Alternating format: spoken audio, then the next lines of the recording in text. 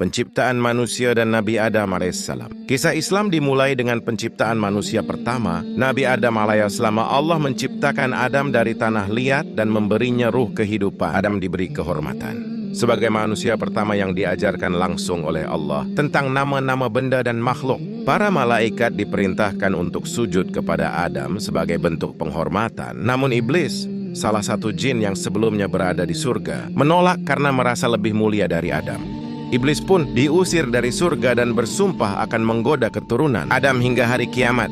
Adam ditempatkan di surga dan diberi pendamping Hawa yang diciptakan dari tulang rusuknya. Mereka diperbolehkan tinggal di surga dengan satu larangan, yaitu tidak mendekati satu pohon terlarang. Namun iblis berhasil menggoda mereka untuk memakan buah dari pohon itu. Sewarsi hukuman, Adam dan Hawa diturunkan ke bumi. Mereka bertaubat dan Allah menerima taubat mereka, tetapi mereka tetap harus hidup di bumi dan melanjutkan kehidupan sebagai awal umat manusia. Adam diberi wahyu oleh Allah dan menjadi nabi pertama, Nabi Nuh alaihissalam. Kisah banjir besar. Setelah keturunan Adam bertambah banyak, sebagian besar manusia mulai melupakan Allah dan berbuat kejahatan, termasuk menyembah berhala. Nabi Nuh alaihissalam diutus sebagai rasul untuk mengingatkan umatnya agar kembali menyembah Allah. Namun, dakwahnya ditolak oleh mayoritas kaumnya, termasuk istri dan anaknya. Nabi Nuh terus berdakwah selama 950 tahun, namun hanya sedikit yang beriman. Karena umatnya terus membangkang, Allah memerintahkan Nabi Nuh untuk membuat kapal besar. Ketika azab berupa banjir besar datang,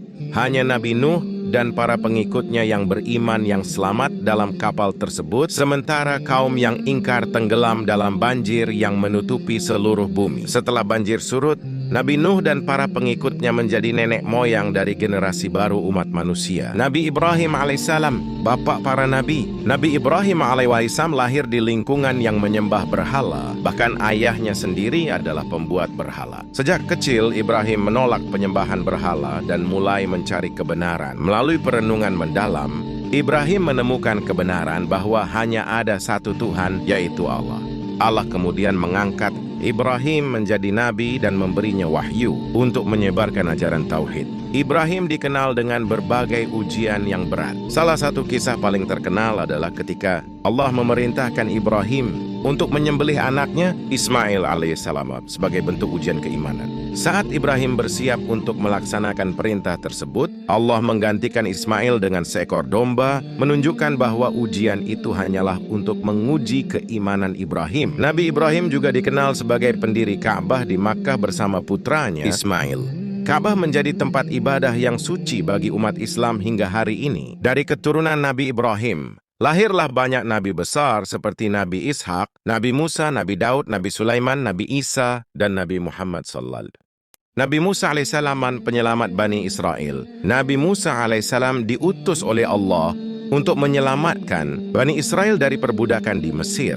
Sejak lahir, Musa telah dijaga oleh Allah. Ketika Firaun memerintahkan pembunuhan terhadap semua bayi laki-laki Bani Israel, Musa diselamatkan dengan dimasukkan ke dalam peti yang dihanyutkan di sungai. Peti tersebut ditemukan oleh istri Firaun, dan Musa dibesarkan di istana Firaun tanpa diketahui identitas aslinya. Ketika dewasa, Musa menerima wahyu dari Allah dan diperintahkan untuk menyampaikan pesan kepada Firaun agar membebaskan Bani Israel. Namun, Firaun menolak dan Musa menunjukkan banyak mukjizat, termasuk tongkatnya yang berubah menjadi ular, tangan yang bercahaya, serta membelah Laut Merah untuk menyelamatkan Bani Israel. Firaun dan pasukannya tenggelam saat mereka mencoba mengejar Musa dan kaumnya. Setelah pembebasan Bani Israel, Musa menerima wahyu Taurat di Gunung Sinai yang menjadi pedoman bagi Bani Israel. Namun Bani Israel seringkali ingkar dan menolak ajaran Musa meskipun mereka telah menyaksikan banyak mukjizat. Musa terus berjuang untuk membimbing kaumnya hingga akhir hayatnya. Nabi Daud alaihissalam dan Nabi Sulaiman alaihissalam, raja dan nabi. Nabi Daud alaihissalam dikenal sebagai raja dan nabi yang diutus kepada Bani Israel. Beliau diberikan kitab Zabur dan dikenal karena suaranya yang indah saat melantunkan kitab tersebut. Daud juga dikenal sebagai pahlawan karena mengalahkan Jalut, Goliat, dalam pertempuran yang membuatnya diangkat sebagai raja. Sebagai raja, Daud memimpin dengan keadilan dan kebijaksanaan. Putranya Nabi Sulaiman alaihissalam mewarisi kerajaan dan juga menjadi nabi. Sulaiman dikenal karena kekuasaannya yang sangat besar, termasuk kemampuan untuk berbicara dengan binatang dan mengendalikan jin. Di bawah kepemimpinannya, kerajaan mencapai puncak kejayaannya dan Sulaiman dikenal sebagai salah satu raja terbesar dalam sejarah Bani Israel. Sulaiman juga membangun Baitul Maqdis, tempat suci di Yerusalem. Nabi Isa alaihissalam mukjizat dan kenaikan ke langit. Nabi Isa alaihissalam diutus kepada Bani Israel dan merupakan nabi yang memiliki banyak mukjizat. Isa lahir tanpa ayah sebagai mukjizat dari Allah dari seorang perawan suci bernama Maryam. Sejak kecil, Isa menunjukkan tanda-tanda kenabiannya seperti berbicara saat masih bayi dan menunjukkan mukjizat lainnya saat dewasa, termasuk menyembuhkan orang buta, orang sakit, dan bahkan menghidupkan orang mati atas izin Allah. Isa diutus dengan membawa Injil sebagai petunjuk bagi Bani Israel, namun sebagian besar mereka menolak ajarannya. Konspirasi pun dibuat oleh kaum Bani Israel untuk menyalib Isa. Namun, Allah menyelamatkan Isa dengan mengangkatnya ke langit, dan yang disalib bukanlah Isa, melainkan seseorang yang diserupakan dengannya. Isa diyakini akan kembali ke bumi menjelang hari kiamat untuk menegakkan keadilan. Nabi Muhammad SAW, penutup para nabi. Nabi Muhammad SAW adalah nabi terakhir yang diutus Allah untuk seluruh umat manusia. Beliau lahir di Makkah pada tahun 570 dari suku Quraisy. Sebelum menerima wahyu, Muhammad dikenal sebagai seorang yang jujur dan terpercaya di masyarakat Makkah. Pada usia 40 tahun, saat bermeditasi di Gua Hira, beliau menerima wahyu pertama dari Allah melalui malaikat Jibril, yaitu surah Al-Alaq ayat 105. Setelah menerima wahyu, Muhammad mulai berdakwah menyebarkan ajaran Islam. Pada awalnya, dakwahnya dilakukan secara diam-diam, namun kemudian beliau mulai berdakwah secara terbuka. Dakwah Nabi Muhammad menghadapi banyak tantangan dan penolakan dari suku Quraisy yang khawatir kehilangan pengaruh mereka. Beliau dan para pengikutnya mengalami boikot dan siksaan, namun tetap teguh dalam iman mereka.